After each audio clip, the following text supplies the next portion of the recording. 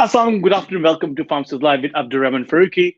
So over the last few weeks, we did a few sessions on pharmacist registration in multiple countries. Also, we called it foreign licensing for our international graduates. And the pharmacy students who are in the final year want to pursue their career overseas in different countries and wanted to know about what's the registration process and pathway, what is the requirement to get registration in all these countries, and also what's the pay grade like, and whether or not they'll be able to settle in those countries. So we tried and help, and we thought like it'd be very, very useful and informative for you guys. I really do hope. But today we're coming up with a brand new series on the diverse role of practicing pharmacist in the UK and across the globe. So basically, what do pharmacists do, and how are pharmacists involved in practicing in multiple and various roles over here that we offer in the UK. So this is what we're going to discuss about briefly. And one of the topics today is about specials and the pharmacist role in specials. So just a bit of background about pharmacist role generally.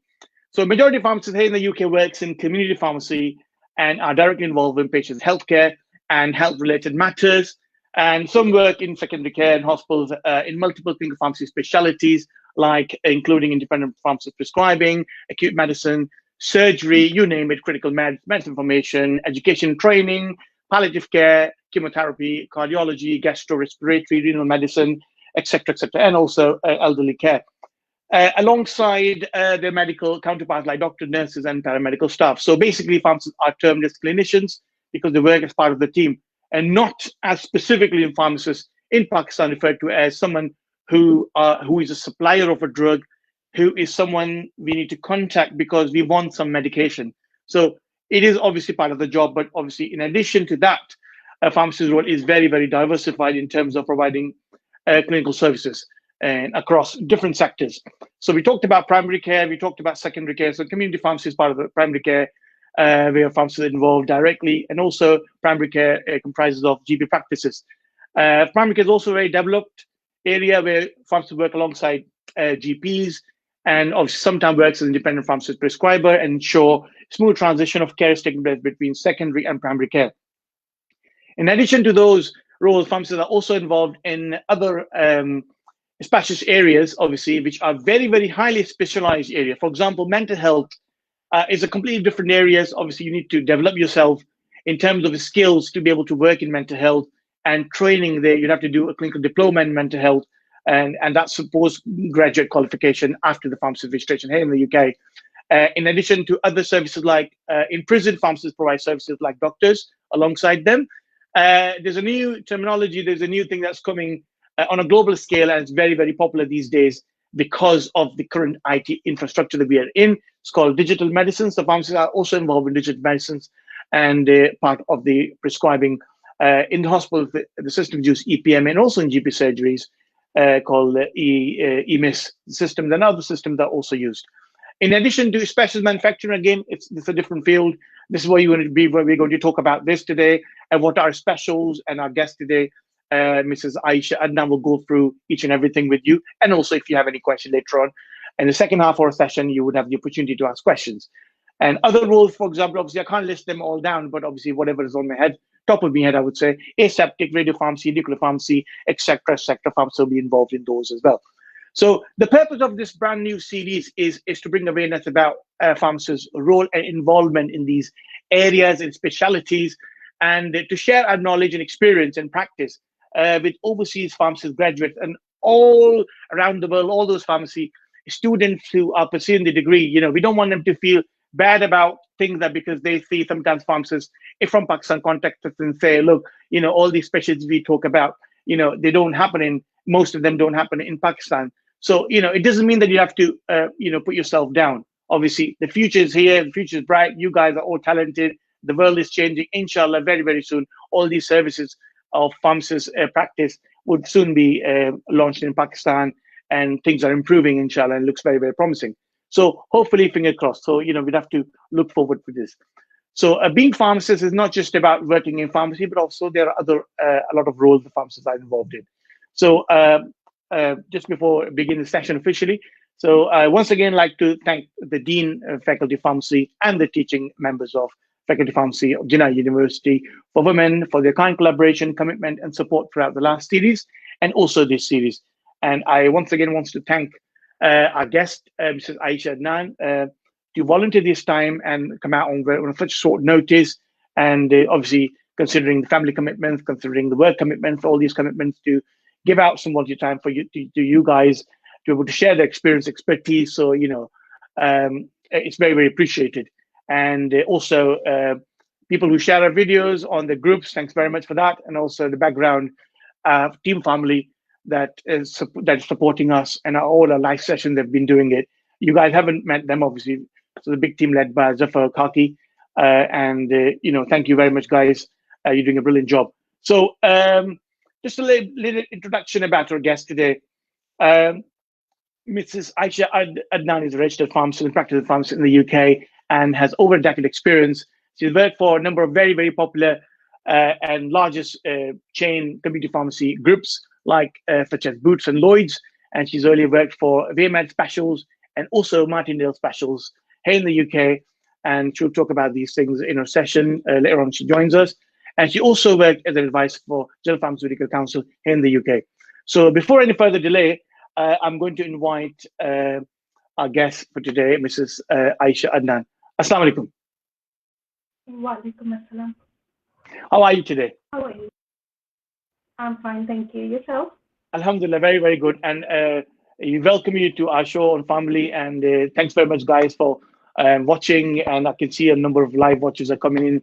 Please do share the video so most people can get the benefit from this show. And also, they can ask us questions live. And we have our guest today, so she can answer to their questions, instantly. So just a little bit background about yourself. I did mention about that you worked in the UK, but obviously, the viewers would like to know from your side, like, where did you qualify in Pakistan? When did you come, and how did you find it? Your journey to success, basically. Basically, I qualified as a pharmacist in Pakistan from Peshawar University. I did it from there. And after my qualification, I started working in pharmaceutical industries in and around Islamabad. So I worked there in 2 pharmaceutical industries, and then my change in marital status brought me here into the UK. So after coming here, basically I had to start from zero because you need a registration to work as a pharmacist over here. So I started working as a pharmacy technician, basically just to learn how the pharmacy system works over here. And while I was working in pharmacy, I started working on my IELTS. I worked on that, and then all the other documentation that I needed. And I submitted my application to GPHC, sat the exams, got the pre-reg, and then after the qualification from there, I landed a job in Lloyd's Pharmacy as a locum. And while I was locuming with Lloyd's, I also landed a job in Specials, which took me along the arena of working in Specials. It's a very specialist field. So I was working there, and I also alongside worked in it was a voluntary role, basically. So I worked as an advisor to GPHC, where I was advising them on different standards of education and stuff. So confidential stuff, so I can't talk about that. But so I was working in different roles while I was working. Then I took a little break, and then now I'm back to releasing for Boots. Well, brilliant. That's a long journey, and more or less I wanted to mention. I do have a more or less same journey. The other difference was obviously I came here on student visa and I wanted to study MBA here, and you got here while obviously getting married and moved to the UK. But I joined the same route as yourself. I work as a technician as well. So guys, I thought this is the best way of experiencing ourselves, because not working in hospital and community here, you don't know the difference. Not working over there. And when you work over here, you're like, oh my God, this is so good, So I think we don't see the practice over here. And students who study pharmacy in Pakistan and other countries there, if they don't see this sort of practice, they don't feel motivated to be able to work and be part of the team and be able to contribute, isn't it? Yes, definitely. And let me tell you one thing about the education in Pakistan. People think that the education level is not good. But let me tell you one thing. After studying here, in different universities, going to different universities for different exams and different qualifications, The qualification standard of Pakistan is really good. What I was taught in university, some of the students I've met here, they don't even know about those things. So we have a good education base. However, the application of that education is a question. That is spot on. This is exactly what I've been talking about in my sessions. It's all about theoretical knowledge to practice. Here, they do bits and bobs, but then they have got the practice alongside. There's a big plunder of theoretical knowledge, burden on students. But then when they don't see the application, it's really, really easy to forget those things quickly, isn't it? Exactly. So I would like my fellow pharmacists in Pakistan to basically take that knowledge and make their avenues themselves. Do not wait for other people to make avenues for you. Do not wait for other people to create the avenues for you, because you use that information and come up with a service, contact the government, and then launch the service for the government. And there are different initiatives started by the government, and one of them is Yarane Vatan. So if you go onto that Yarane Vatan website, there are opportunities, voluntary opportunities and paid opportunities for hospital pharmacists, community pharmacists, as well as international pharmacists. I'm working as a voluntary pharmacist on that, providing my services to Pakistan from here. So any pharmacist working inside the Pakistan, they can get a paid job on that link if you go onto that. So I would like to recommend that too. So work. Brilliant. That's fine, guys. So do they have a website? Yarane Vatan, do you have a website? Or just Google it. You can just Google it, isn't it? So just type in here on the screen. Google Yarane Vatan, and then it will take you to the government website, and then it will take you to different jobs you can land. So telemedicine jobs. There's lots of initiatives I can share with you. Yeah, it's all about moving forward. It's all about, if you're really motivated to be able to contribute to pharmacy, then just look at the things that have been offered by the current government. Right, let's just officially begin a session. So we're doing a session on pharmacy involvement in specials, and what are specials, and why do we make specials? So our guest today, Aisha Adnan, would answer these questions. So my first question today is, what is a special, and when would we need a prescription would be raised for a special item, and what it will be? I mean, what's the background? I mean, how would you differentiate things and say it's a special item? Okay, I'll take your questions one by one. So starting with, what is a special? A special is a special medication which is created or developed and manufactured on a named patient basis. We are aware of the medicines which are licensed in bulk, which are manufactured in bulk, licensed in bulk, and then you have a phase of development for like 4 or 5 years where they get developed, all the tests are done, clinical trials are done, and then you develop the medicine, license it, and then you throw it in the market. But the specialist medicine is something which is created for a patient specifically when there is not a certain medicine available in the market. For example, if you have got a patient which is in ICU, you would not be able to, if they are on ventilator, you need certain kind of medication to give them either via the nasal route or via the IV route or IM route. So you need to develop certain medication for that patient. For example, they need an antibiotic, and if it is available in the market only as a capsule. So you have to, what happens is, in that situation, the hospital or the pharmacy raises a special request to the manufacturer of specials.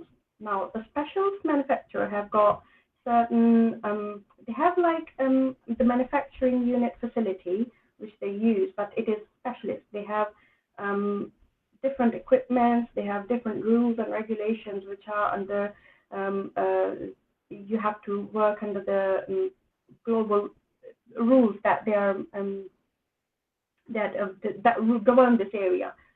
So when that prescription request is raised, it goes into the manufacturer, and manufacturer sees if the medication is available in the market. If the medication is available in the market, they refer that to the hospital or the requesting pharmacy that this medication is available and you can use this. If it is not available, what they do is they tend to develop the formula, and they've only got 24 to 48-hour window in which they have to develop the formula, have to manufacture it, they have to all the evidence of the stability, and they have to have data to support their medication. Although it's for short term, so for things like if it's a formulation related changes, if it's a combination of a cream and ointment, if it's an IV route, if there's anything, they have to back up their data with the referencing that they're using. For example, Martin is one of the references, and they'll have to come up with a combination of a recipe. So how are they going to make it? And then you said freshly prepared is one of the reference for, and you can give expiry of 28 days or 3 months or whatever, isn't it? So that's how I think I think they're managed by MHRA, isn't it? Yes. MHRA management. Yes. So you have to have the data support to support the formulation that you're going to give to the patient, how long it's going to be stable for, it's not going to cause any harm, and the intended outcome is going to be achieved. So you have to develop that formulation, prepare it, and then send it out to the patient so they use it. And not only in ICU, you get patients which are everyday living outside the hospitals, and they need certain creams, ointments, certain strengths which are not available. You have to develop that, certain suspensions, because some people have got difficulty, so they can't swallow the tablets. So you have to make suspensions of that. And certain people are allergic to, let's say, lactose. So you have to develop free formulations, and after the development, you just send it out to the patient. Yeah, brilliant. So guys, just a bit recap. Go on. Sorry, you're saying something. I was going to recap actually the questions. But, go on. Yeah, you can recap. That's fine. Just a specialist medication, and it is raised when the medication is not available in the market. And then the criteria to order is as simple as that. If the medication is not available in the market, you can check with the specialist manufacturer if they can make it for you. Yeah, so I think they'll be responsible. If somebody raised a special request and the medication was available, so then obviously they'll be responsible for it because it was available, and then why it was made specially. So how about if a medication is available, but it's not, for example, during pandemic, if medication is available by manufacturer US, for example, and we are unable to import it for 3 months, the patient needs it now. So would we be able to make it special, do you think? In that situation where you are, it rarely happens that you are unable to import it, because when you are sitting in a special, you've got certain licenses that allow you to import medication within 28 days of achievement of the license, that you apply to MHRA and they give you the license. So it rarely happens. But in a situation, if you can't import it and if it is not available from anywhere in the world, then you are allowed to make it. There are the regulations allow you to make that medication, but then you have to keep that documentation that why did you make this medication although it was available in the world. When you are sitting in specials, you have an access to the database of the world medication, so you know exactly where the drug is, either in Europe, America, Canada, in India, Pakistan, Asia, China, wherever the raw material is. So you basically see where the medication is, and then you send it to the acquiring section where they send the request to MHRA to grant them the import license. So that's brilliant. So it's a very specialist, I mean, I think like a medicine information. So when you get a query of medicine information in hospital, the doctor said, look, is this product suitable for a mother who's breastfeeding? Yes or no, give us an answer. So the MI department, okay, just dig their heads down in all the resources to be able to give some sort of explanation, say, look, this is okay, there's no data available, is it safe to use?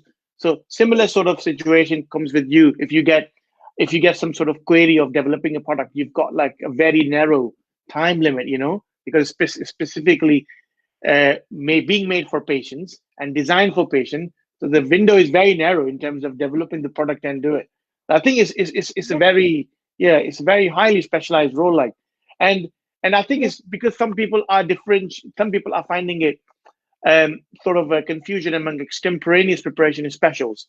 So I mean, my understanding, you can correct myself if I'm wrong, my understanding was that the extemporaneous preparation does not require a manufacturing license, but the specials require a special manufacturing license, isn't it? Yeah. Right, brilliant. That's because, good. Yeah. In special manufacturing, basically it's a large scale manufacturing which is in between extemporaneous and the Manufactured license.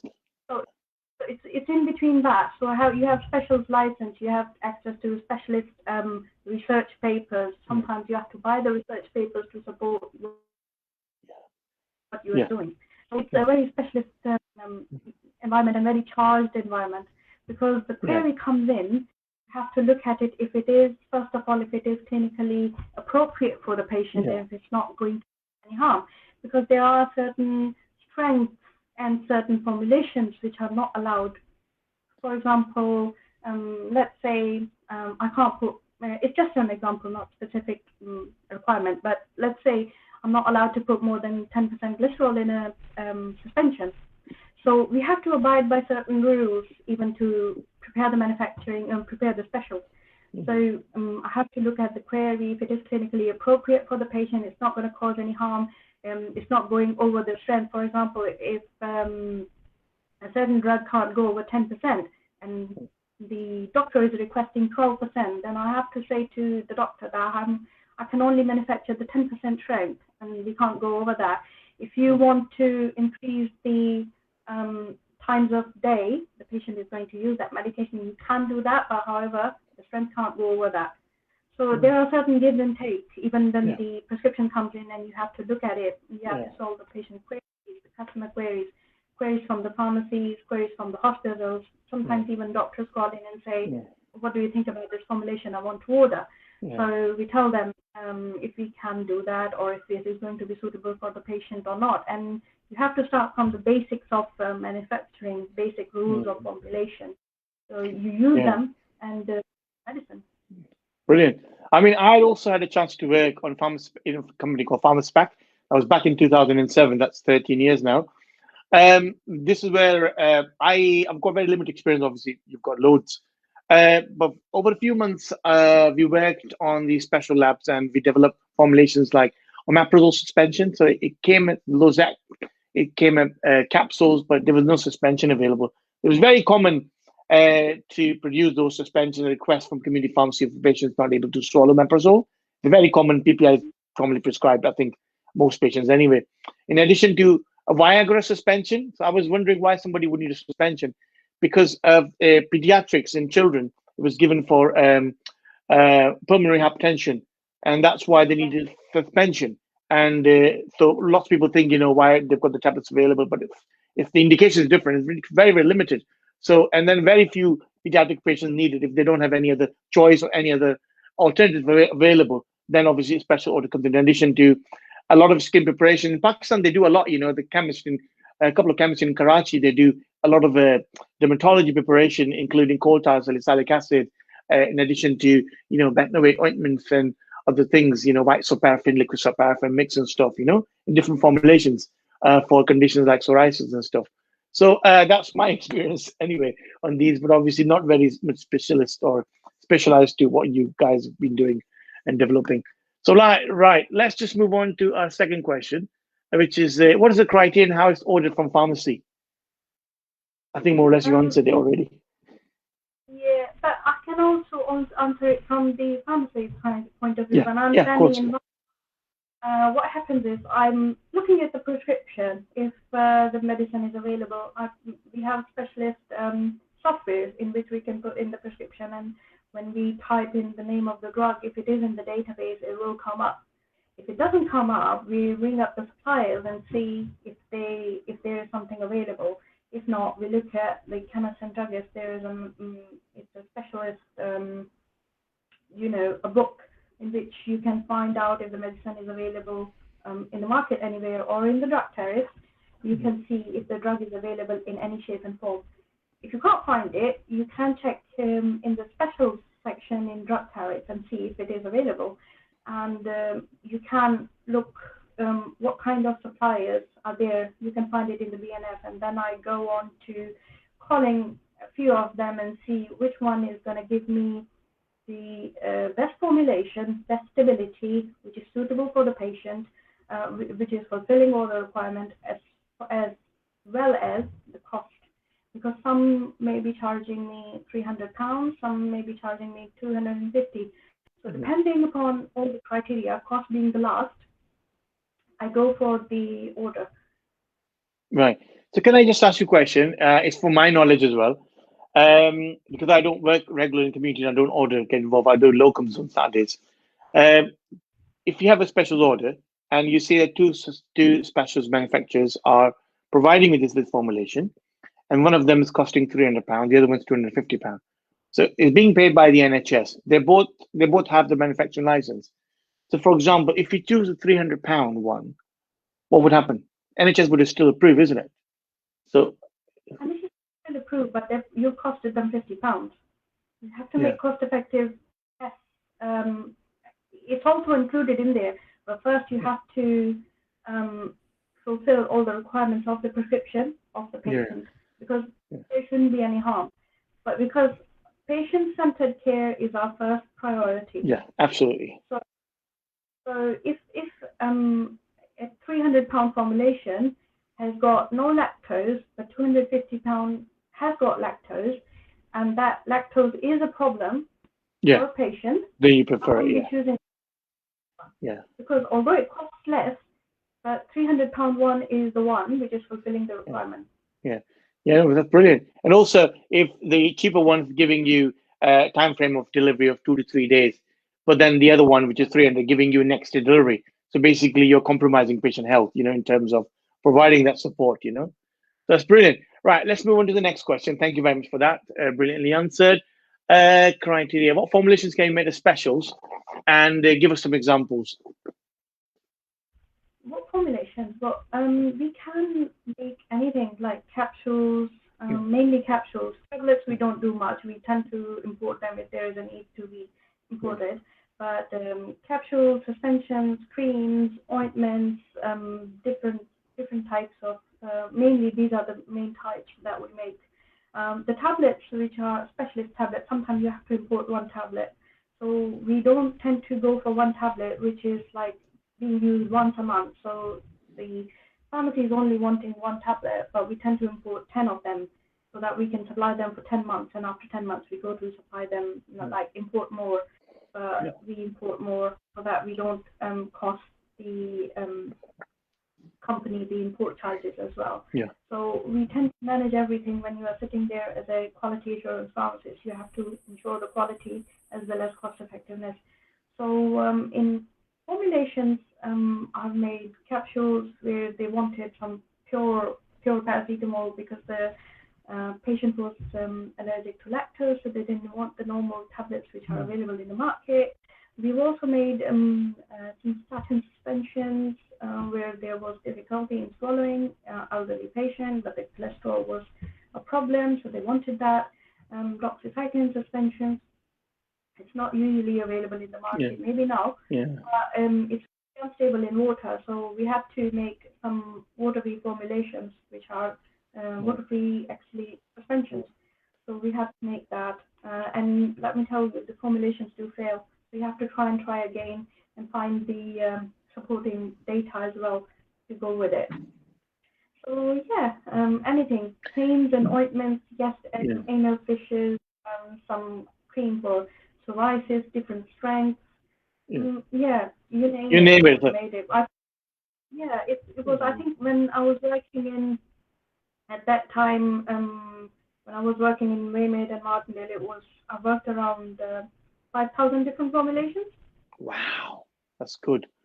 That's a lot. 5,000. So you probably have to have a database, right? So if you're a special, sorry, go on. They have a database. You have to go into the database and see if you can make it and if they've ever made it. If not, you have to generate the formula and have it approved from the manager. If the manager approves, then you send it in to the manufacturer. I think all the specialist company would have a different database and they wouldn't share the recipes with other manufacturers, won't they? It'd be very exclusive to them because they've developed, but this is what their asset, isn't it? This is what they're earning from, right? So if a special manufacturing license is granted to an organization or company, like for example, I applied for it, I've got a special manufacturer license. Am I able to manufacture anything, or would it be restricted to if I say, look, I'm going to make creams and or liquids? Because based on the fact that the license is given, you have to have a facility, isn't it? So is it going to be, yeah, restricted then? You can make anything and everything. It's based on the intellectual property that you have. So the pharmacist, the as good as the pharmacist, the formulation database is as good as the pharmacist. The managers, the pharmacists, all the technicians involved, the amount of experience that they have and expertise that they have. The companies as good as their expertise. So all of them, put them all together and your company will be there. Brilliant. Excellent. Right. So we move on to the next question. What is an overall journey or process of specialist prescription requests as soon as it arrives in manufacturing before it leaves the premises? So in simple words, prescription, we're working in a specialist company, we see a prescription from pharmacy. So as soon as the prescription received and before it leaves for post or whatever delivery options we have available. So what is the steps that are involved? Like what happens, how we go through the journey? Okay, when basically the pharmacy or hospital or anyone requesting the prescription, they call the customer services. Customer services generate a medicine request. Right. They are trained to know if a formulation is available in the database, Right. something similar can be made. If they don't know anything, what they do is they generate a query in a system, Right. Where different pharmacists like myself, we would be sitting and we would be answering their queries. The customer services have raised a question on this system and asked if you can make this formulation or not. So I look at the formulation, if it is available in database or if I have to make it. If I say yes, I can make it, what they do is they generate a request form. And that request form goes into the quality assurance generation department. The generation department, what they do is they generate the formula. If it is already in the database, they will generate and produce a BMR, something like this. Yeah. It's confidential. It's something like this. It is a paper. What they do is they tend to generate this paper, and then the pharmacist who's working in the release department, there are two release departments. First, before the manufacturing and then after the manufacturing.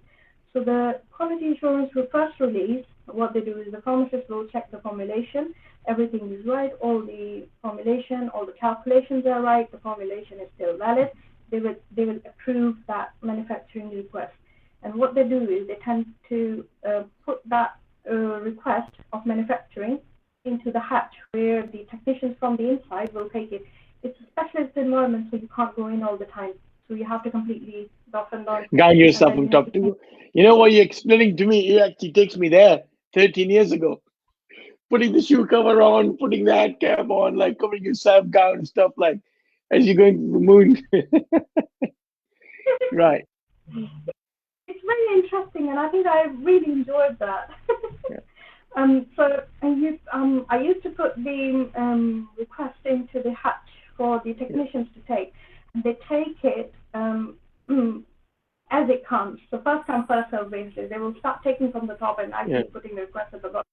And they have got a certain time period in which they have to make it. So like an hour or so, depending upon the formulation. Usually we tend to keep the formulation all day long. Some formulations do take long, but depending, we are making. Remind me something. Sorry, can I just add? Some formulations said take that long. I remember the menthol crystals. When you have to put them there, you have to crush them first, and then you use a spatula to do it. You know, you still see the bits until it's very clear and fine that you don't see the bits. You still have to, using those spatulas to, find them. Creams. Yeah. Good. We had really good technicians to help me with that. So the prescription goes into the manufacturing, and then there would be a different pharmacist at the release. So as soon as they finish the manufacturing, they've got their own checks and balances that they have to do, all all the steps are double checked and countersigned by each other. So once they finish the manufacturing, they will put that into the release hatch. From there, the pharmacist will take, and all of this procedure is environmentally controlled, like moisture, temperature, positive air pressure, and everything. So it goes into the release hatch. The pharmacist from there takes it, confirms the formulation first, what was the prescription request, then looks at the paper, which I showed you, looks at the paper, which is the batch manufacturing record. You check that it is exactly as the order that was received. And then he or she will look at the formulation, the finished formulation that comes with the all the paperwork, and also the finished product sample. That they leave a little bit of sample in a bag for you so that you can see it. So you have to check for any contamination, all the texture, the color, the smell. Right. Sometimes you have to take off the product and put it on your hand and check out the formulation. So when you are checking the formulations day in and day out, around 100 and more than 200 orders a day, you remember what the product looks like. If it should be gritty, it should be clear, it should be translucent, if there should be anything. And you look at the product under the lamp. So you're working. So some products, like certain formulations, have to be temperature controlled. So certain fridge products. So you have to release them quite quickly. You have only got about an hour or so to finish them through the release. So you tend to do the fridge products quickly before the normal product, ambient products. So release the finished products, put them in the fridge, and do all the logs. So product goes into the fridge before the other ones, and then you keep doing. And I used to be on the rotation. So one day I will be working in the office, one day I will be working on the release 1, one day I will be working in the release 2. So you don't get bored, you don't go on the autopilot. If you go on autopilot, sometimes you make mistakes and you don't even realize that you've done it. Brilliant. So in terms of, when it comes to, if you're refusing a product or the product it releases, and so do you have to keep the timeframes, because the customer service in the company, they say if they guarantee something for next day, for example, how much would it cost, like to remake a product, the time, commitment? I mean, how does that work? I mean, how often does it happen? Like, are you checking a product and you don't think it's done it, in a way that it should have? So, you can, do you send a request back, or what's the process? You just tell them, remake it, redo it again, or, how does that work? Do you have a form to raise? Why do you refuse this project? Why you rejected it? How does that work? Yes, it happens. About once a week, you could say that it happens. That okay. So it's not very common then, is it? It's very rare. Common. That sometimes I remember the urea is quite difficult to grind by hand. So you have to use sometimes a grinder, but sometimes you can't use grinders all the time. If it is busy, it's being used by someone else, somebody is doing it with hands. So the grittiness of the urea is quite difficult to get rid of. So yes, I've denied the products. I've failed them at release and say, look, this has to be made again. So what happens is that initial request goes back to the release 1, where the technicians would raise the paper, the batch manufacturing report again. And what happens is that the failed batch, along with the document, I cross them off and say the reasons why I'm failing this product. I then there is something called quality management system.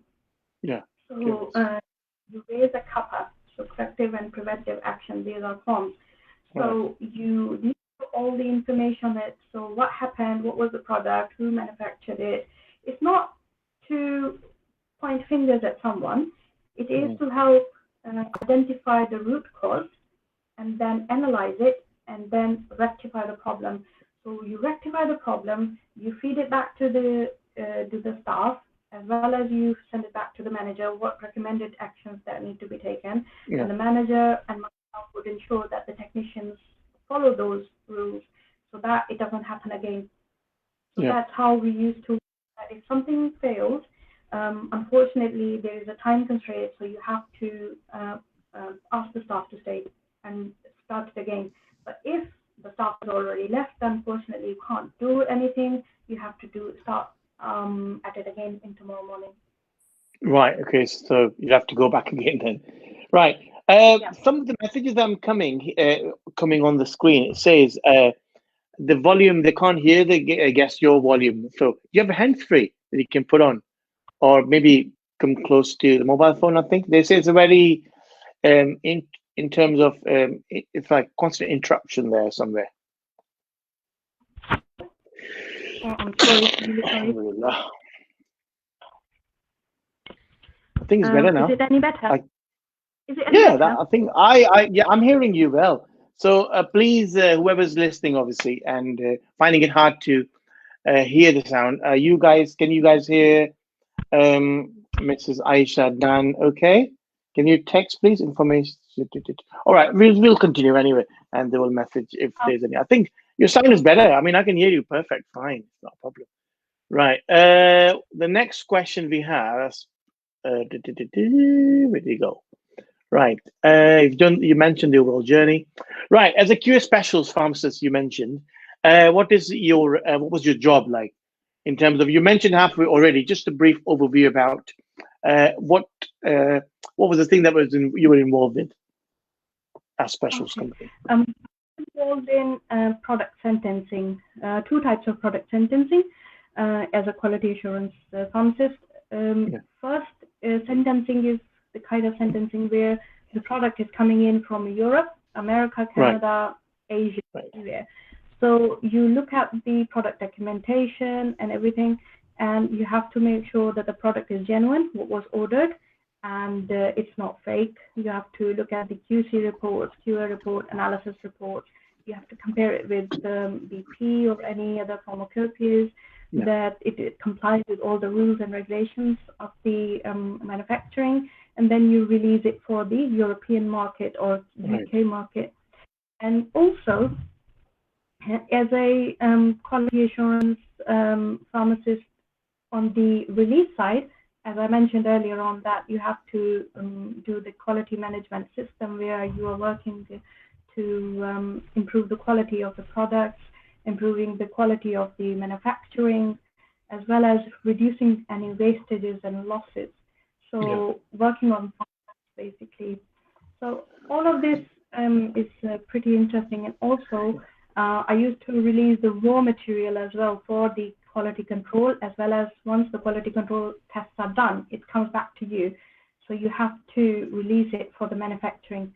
So you have to enter it into the database, and it goes into certain location. The locations are allocated, and then the product or the raw material is used from there. So it's quite a diverse role. You do the risk analysis of all the raw materials that's coming in, all the risk analysis of all the raw materials, as well as the medications, important medications, the medications that are being sent out. So overall, controlling the quality of anything and everything in a pharmaceutical industry. In terms of how does it affect, for example, if you change the manufacturer of your raw material, you mentioned you get involved in raw material testing. If you change it, for example, from a manufacturer of the API, pharmaceutical ingredient comes from China, and now you're buying it from India, for example, and the texture is a bit different. So you realize when you do the testing. So and then the testing marker, for example, says it's got to be over 80%.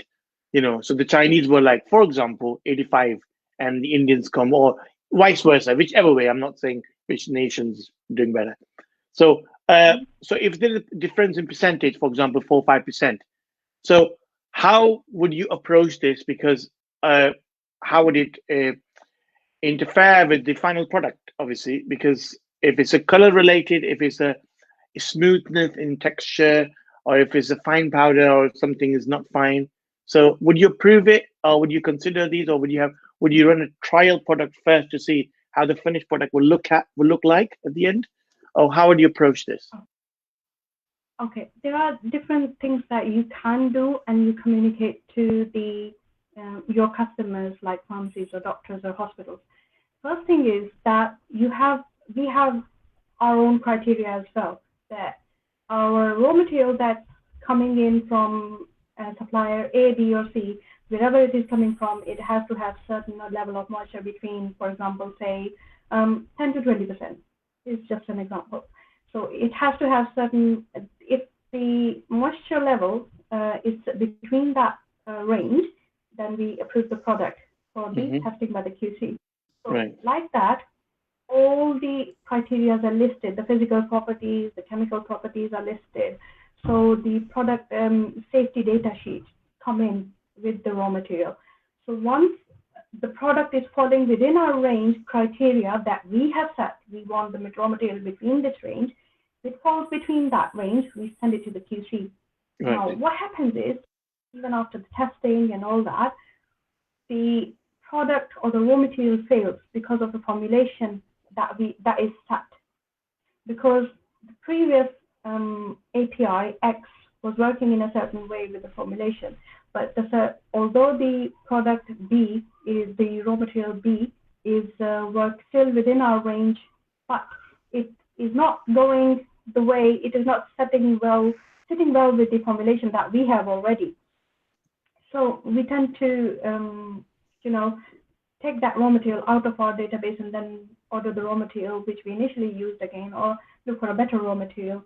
So we have that criteria where we select the raw material. Secondly, we also say to our customers or patients, hospitals, or anyone of the pharmacies that we don't guarantee. We guarantee that the product is going to work. However, we don't guarantee the color or the formulation all the time, because it is a special control. It's not trially tested. Yeah, it's not entirely tested. We say how it is going to be after 10 days. We can guarantee you for 10 days. This is the stability data that we have. But after that, how it's going to be, we can't say. That's why we tend to keep the costs as low as possible, so that without compromising any safety or any standards, we tend to keep the costs as low as possible, so that if the product is to be made again, then it's not it's a cost-effective option. Brilliant, excellent. One more thing, I think I'm still getting some messages about distortion, and the voice is not very 100% clear. So I would appreciate if you can be close to the microphone. That's why I'm using this thing. It works for me. So right. Okay. I think it's very, very useful information that you have provided so far, and thank you very much for that. And for my own knowledge, I've got one last question before we move on to our next question. That came through your conversation. You mentioned about how you would approach the situation, but if a customer, if it's hospital, if it's a pharmacy, if it's a doctor, anybody receive a product and they're not happy about it, and they want to file a complaint about the manufacturer. So I know the manufacturer would be a special license holder.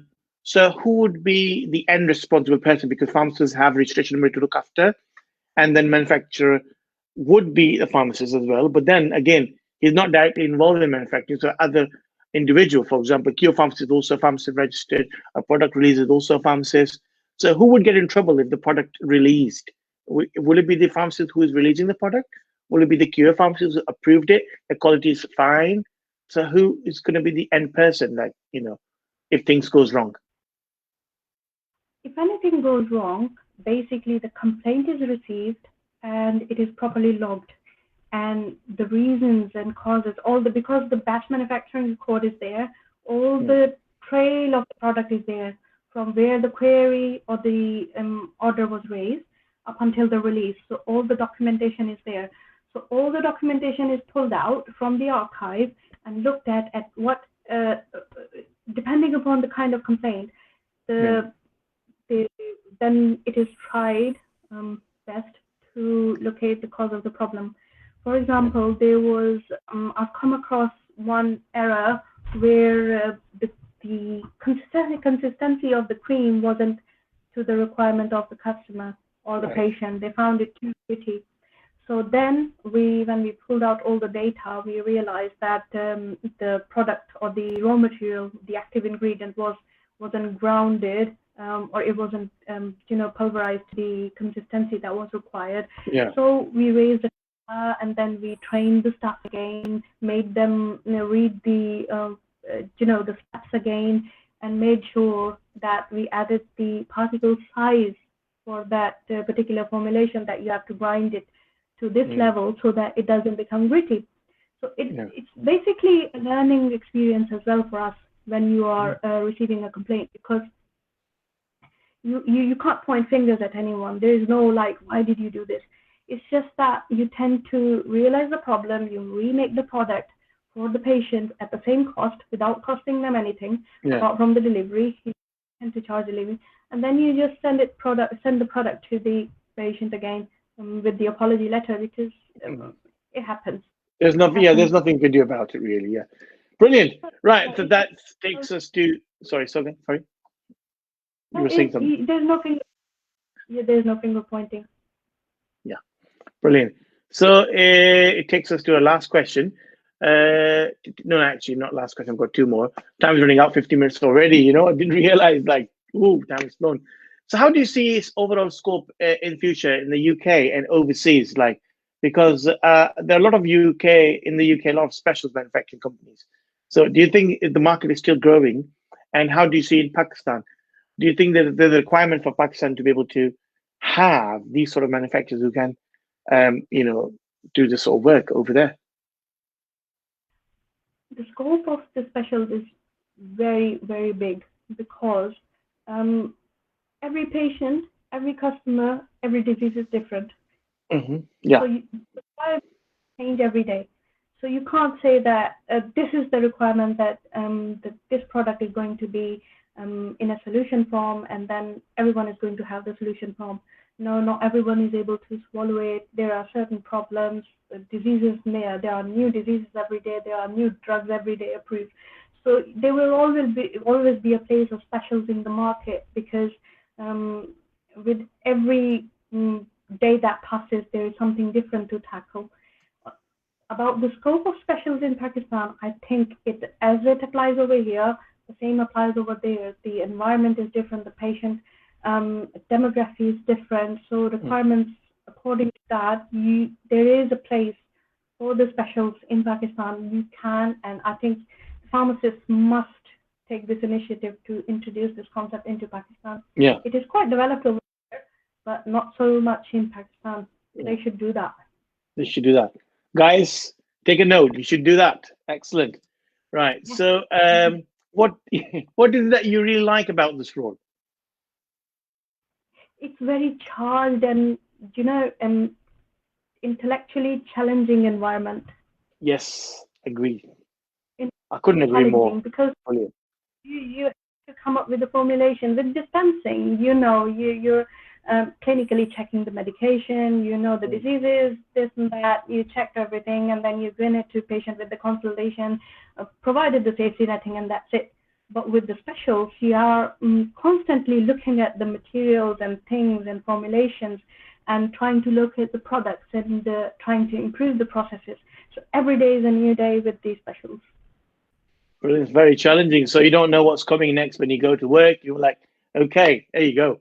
So open for challenges. Yeah. Brilliant. Right. So that takes us to our Q&A session. We won't have half an hour for Q&A, but we'll try and take as many questions as we can, really.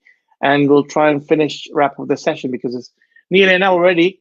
And if we really like to continue this session, obviously we've got a commitment of 1 hour, or just over 1 hour, if that's okay with the guest. So let me just take the first question. So the first question I saw over here in the beginning was, right, okay, I'll take on the screen now, or you can see on the screen. So the patient's on ventilator, or during an emergency condition, 24 to 48 hours of time for special formulation is way too much high, isn't it? Or we don't make them in such conditions. It depends, Kashaf. Kashaf has asked this question that when you mentioned about when a patient is in ICU and you have 24 to 48 hours to manufacture a product. So she's querying about, is this time too high, or what? And we don't make them in such conditions, or what do we do? So I think it all depends, isn't it? It all depends. If the patient can wait for the medication, then they can wait for the medication. They will try and stabilize the patient with something else till the medication is manufactured for them. If not, then we have certain resourcing departments as well, where they resource the medication quicker. If some other manufacturer is making it already, our resourcing department would go in and get the medication from them, and the specials, and then we would be paying that manufacturer the cost they are having, and then passing out that cost to the customer or the patient or the hospital which is paying. So it's basically we are acting as a bridge between the special medications as well. If we can't make the medication, we try and fulfill the requirements of the patients. Yeah, and then also in terms of working in hospital setting, I mean, I use my experience, want to share with you guys as well, the viewers. Sometimes it comes to a point where you have to decide between what decisions can be made. So it's like benefit outweigh risk thing. So we have to see the benefit. What is the benefit? Can we wait for this patient? You know, is the patient going to die? So then obviously if the risk is about a new drug which is not tried and tested and the patient is about to die, you're not going to say that, you know, you can't use that drug. You know, it's all about like trying whatever you can. So, you know, judging like what's the worst could cause by the medication. And if you can take that decision, you may save a patient. At least we tried, you know, that sort of thing. So I think it depends on situation, and especially in hospital. So there's another question. I think you've already answered that question, but I'll take it on the screen. Is there a separate license required for manufacturing special formulations? Yes. Yeah, so it'll be special manufacturing. Yeah. Yes, because you are working in the unlicensed environment, unlicensed conditions, and unlicensed medications. So all the GMP rules apply, but there are certain things that need to be done in a certain way. You are using a licensed medication, you're changing its form. So you have to have certain licensing to change the form. Yeah. You're not allowed to, you're taking, sometimes it's just as simple as taking, let's say, simvastatin tablet, crushing it, putting it in a suspension liquid, it's a special liquid. You put it in that liquid and just shake it and give it to the patient. Sometimes it's as simple as that, and sometimes it's a complex formulation which has got about 10 different ingredients that we have used, and we have started it from the API, like raw material. So if you are using that simple tablet, then obviously it's made, it's under a manufacturing license. You cannot change it because it's intellectual property of someone, and they have made it in a certain color, size, integrity. It has certain integrity. So to change that form of the licensed product, you have to have certain license. So you can't do it without that. Brilliant. Next question is, are special formulations of drug should be mentioned in manufacturer's record? Pardon? I'm actually not understanding this question myself. So it makes two of us. Are special formulations of drugs should be mentioned in manufacturer's record? I don't think manufacturer's record. Yeah. Yeah. Like if you're taking statin, for example. In the manufacturer's record, as a specials industry, we have our own manufacturing record. So we have all the formulations developed, which are our own intellectual property. Yeah. So we have our own database. That is our database, and it is not available for anyone or everyone to make. They can have, for example, I'm making certain formulation, and you're making certain formulations. So we may have same strength of the product, like simvastatin 10 milligram, let's say. So, but our formula might be different. So you might have your own database, I will have my own database. And the bulk manufacturers, they have their own database. That's their own, intellectual property. So we can't interfere with each other's intellectual property, but we can benefit from each other through certain licensing rules.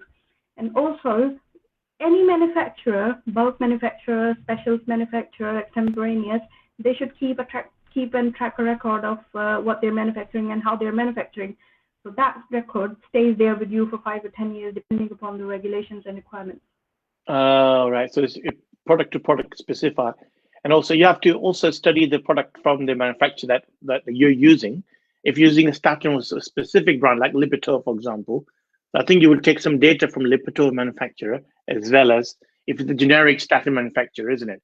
Because you're actually extending or designing a formulation from the licensed manufacturer to the unlicensed, isn't it? Specials. Right, brilliant. I've got another question. Sorry. Go on. Just one line I was going to add that when you are selecting a certain product, for example, Lipitor 10 milligram you're taking and you are making a suspension out of it, you have to study the raw material of how it was made as well. Yeah. You have to look at the ingredients. Is it going to be fall perfectly? Is it going to fall perfectly into the formulation you're going to make? Yeah. So compatibility, like you have to check the compatibility, isn't it? Yeah. Perfect. Right. Another question: why special has short expiry date besides using preservatives in it? So if you're using preservatives, I don't think your specials use preservatives, do they? Not much preservatives, no. Yeah. But what he's trying to say is the product you're using, for example, let's just take examples, a simvastatin, for example, using, and it contains the preservatives, isn't it? If it does, then you're extending that formulation to a liquid formulation, for example. And so because it already contains preservatives, why do you have to have a short expiry? Again. The amount of preservative which is inside the tablet is diluted when it goes into a liquid. So the strength of the preservative might not be at the level that you want for the product to stabilize. The formulation, because it might settle down, it might change color because the suspension liquid that or a base and or a gel that you're using in there, that basically changes a lot of things because of the temperature, the way it is in the patient's home or in hospital, the moisture, the environment, many things. Because it's not tested, we don't know how it's going to behave once it's out there. Right. Okay. So it's all about thinking that and hoping that it would better. It would work, but then at the end of the day, you're taking a special manufacturer taking full responsibility for the product, isn't it? Yeah. Brilliant. Another question: is there any registration for the designation "ma'am" is on? What does that mean? Sorry. Is there any registration for the designation? Okay. Yeah. I think there's no specific registration. Like in Pakistan, once you are qualified as a pharmacist, you can work in the pharmaceutical industry as a quality assurance pharmacist, and also you can work as the owner of the pharmacy where you're dispensing medication. You're also working in the hospital. So it's same over here. There's no specific registration. However, when you're working in a role, you have to do certain, logs development. Yeah, you have to do the courses and that stuff to develop your course and your role. But then if you're not registered as a pharmacist in the UK, you wouldn't be able to call yourself as a QA specialist pharmacist. You would be saying QA personnel, or, you would use the different designation, isn't it? Yeah. You would be called a technician. You can still work in QA, but that will be dependent on the experience. However, as a pharmacist, I can join the pharmaceutical industry with a zero experience of QA, but I can develop myself in the role. And also technicians, they have to have certain experience as well before going on to the QA roles. Excellent. No, thank you very much for that. I'm only going to take a couple of questions because we've already gone over an hour from its time. There's another question here. I'll show on the screen. Why are we changing the form of drug while manufacturing a special medicine? Right, because it's needed, isn't it? Yes. Over to you. Patient need. That's it. 2 words. Patient need. Bingo. That's it. Right. Another one. Information / thank you for your time, family. Great work. MashaAllah. Allah bless team. Thank you. I switch functions just like the extended preparation or different forms such preparations. Right. Okay. So basically, a difference between extemporaneous and specials.